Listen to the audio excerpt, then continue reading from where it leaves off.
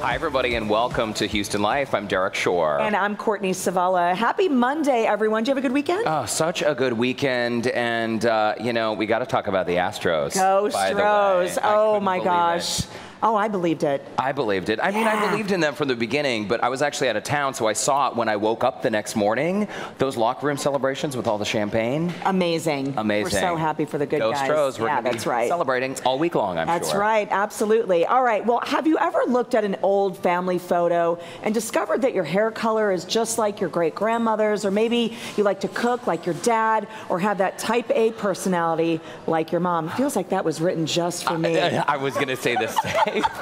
For our first guest, questions like these remained unanswered for years. He is a familiar face here in Houston. You know him as the chief meteorologist at KPRC Channel 2. That's right, but you might not know about his extensive journey to discover his family tree. It's chronicled in his new book, Swabbed and Found, and Frank is joining us now. Frank, so good to see you. Thank you so much for coming in. It's so good to see you. Thank you. Yes, congratulations on being a part of Houston Live. Oh, thank you. It's good to be back home. It's it really good is. to have you, really is. Hello, Derek. Hi, Frank. I heard you mention the Astros. Good to see you. Yeah. So listen, a lot of people in the city clearly know who you are. You're the favorite weatherman around town. They can't get rid of me, one of the two. They can't get rid of you. You're everywhere. But I think that a lot of people would be surprised to know that you were adopted, and it wasn't until recently that you started putting these pieces together. So can you sort of back up and explain how this process started? Well, I've always talked about being adopted. I mean, it's never been a secret in my family. People have asked, when did you find out? It's always just been part of our family. And my mother had this great book, and she would read about how all the relatives came when you were brought home and brought you gifts and were so happy. Who would not adopt that? I mean, look at that cuteness overload. That is adorable. I was 4 months old when I was adopted out of Little Rock and taken home to Helena, Arkansas by Pat and Jimmy. And they were in their late 20s. There they are, mom and dad. They are the ones, and they're my parents. They're the ones who raised me to the man I am today. And in fact, my mother called this morning, and I talked to them, especially with cell phones, so you can't get rid of them, right? No, absolutely. We talk all the time, and they're doing really well. 86 and 83 years old, but they're the light of my life. And I know that, you know, being adopted, and this wasn't a secret. So growing up and through the years, of course, there was sort of that wonder. But when did you put sort of the plan into action? To find out where my biological family might be. Well, it really didn't happen until I was after 50. I'm 57 now.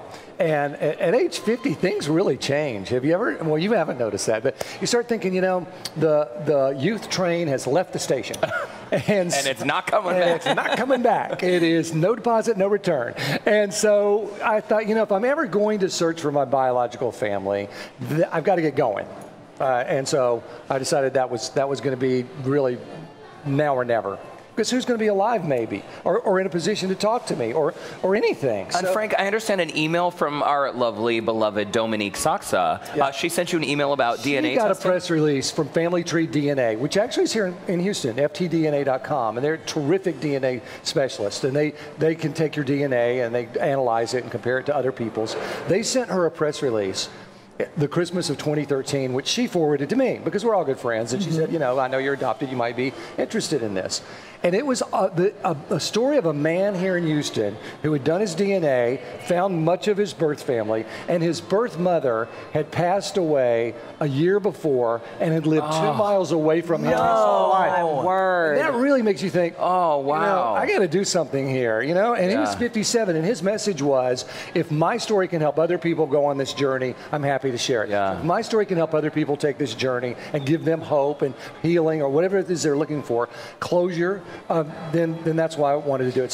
So to make a long story short, I got in touch with Family Tree DNA. They tested, swabbed and found. So you swab like a little toothbrush goes in your cheek, and you send it off, and then you wait because the quality control.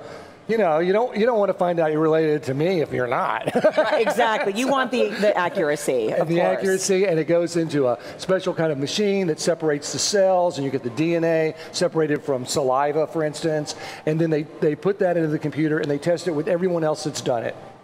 That's part of the key. It's only going to be as good as the pool is large. Of course. It's not going to compare it. If you've never tested your DNA, you're not in the pool. So you were really hoping that somebody within your family had done this. long shot, right? Absolutely. Maybe biological father or half brother or half sister or full brother, full sister. And a lot of people end up, first of all, just getting cousins. The stronger the cousin relationship, because if we're first cousins, our parents were brother-sister. Right. So you might know who my biological mother is. Right. So that's the way it started, just looking at the matches. And adoptees are always looking for a name. And so that's part of it. And with, boys are YY, are XY, and girls are XX. Well, that Y for boys is father to son, father to son, father to son, all the way down. So if you test your Y DNA, which Family Tree did, then you match a lot of other men who have the same name. That's more than likely your last name. Right. So if everybody's named Smith, you're probably a Smith because that's who you're matching. And in my case, I matched the name Hensley. And I was like, I like that because Billingsley and Hensley. Right, very similar. Little English names, fee, fi, fo, fum. Right. And so I was like, well, that's cool. I have a name in that regard. And then there's autosomal DNA, which is the DNA we all share. And so I tested that and started hitting matches, hit this lady who has passed away. So if I had not done this when I did it, I probably wouldn't have gotten if I did it today, I wouldn't have gotten nearly as This far. was your older Mormon friend you told me about, right? She was Mormon. Because the Mormons are like great at mapping family history. The genealogy, totally. yes. Oh yeah, the genealogical library in Salt Lake City is the largest in the world. Yeah. 2 billion records. Whoa. And I'm like, am I Mormon? And because I was raised Presbyterian. And so I got in touch with her, and What if you were Mormon? We might be related, I Frank. know, right? But we're not. She said, if you're on my Mormon side, I'd know who you are, because she said that. But you're probably on the Church of Christ side, because that was her father had been Church of Christ and her mother had been Mormon, and so they compromised and became Mormon. They compromised. Yeah, typical compromise. And so, but because she had written 11 genealogical books about her family, and so she had a whole tree that didn't exactly put it together, right, as you'll read in the book, Swabbed and Found. But it gave me a real stepping stone and a real ladder to start with, and that was a huge help. And so that's where that started. And you know what's interesting, sorry, Derek, is that obviously in the book takes us from A to Z. Yeah. But this had to have been an emotional roller coaster for you. So many ways. Once you start it, right? Well, first of all, you think, I love my mom and dad. I don't want to hurt their feelings. Right. I don't want them to think that I need another family. I don't need another family. I have a great family, in many families. So it was more of an intellectual exercise at first for me. Almost like a scientific experiment. Sure. DNA, does it work? Swab a cheek, let's see what happens. And then when you start seeing names and you go, there are people behind that computer screen. Right. It's not just a bunch of black and white photographs from 100 years ago. Right. These are people that had lives and exist, and you in some way are a part of them. And then it becomes emotional. And then the closer you get to people that are your biological direct family, whether it's half sister, half brother, mother, father, first cousin, second, then you really get emotional about it. And you also become much more curious even then. It's almost like this fever of curiosity. Can't stop. Explorers never did from the very beginning. They found one island. Well, let's go to the next island. Well, let's go to the next one. Well, now there's some mainland. Who's here? So, Frank, you met up with you found a fourth cousin, right? But ultimately, that search led you to your biological father, right?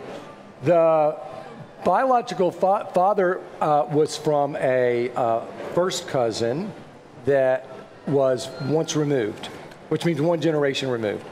So I had to start looking for all of his aunts and uncles' children.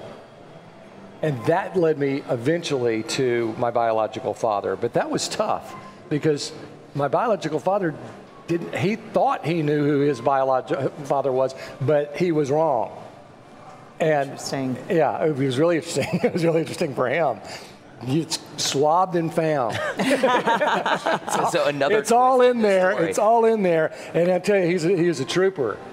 Listen, we got to take a quick commercial break, but you're going to stick around because I want to continue this conversation. Okay. And yeah, we want to hear about your mom and dad and how that all worked out.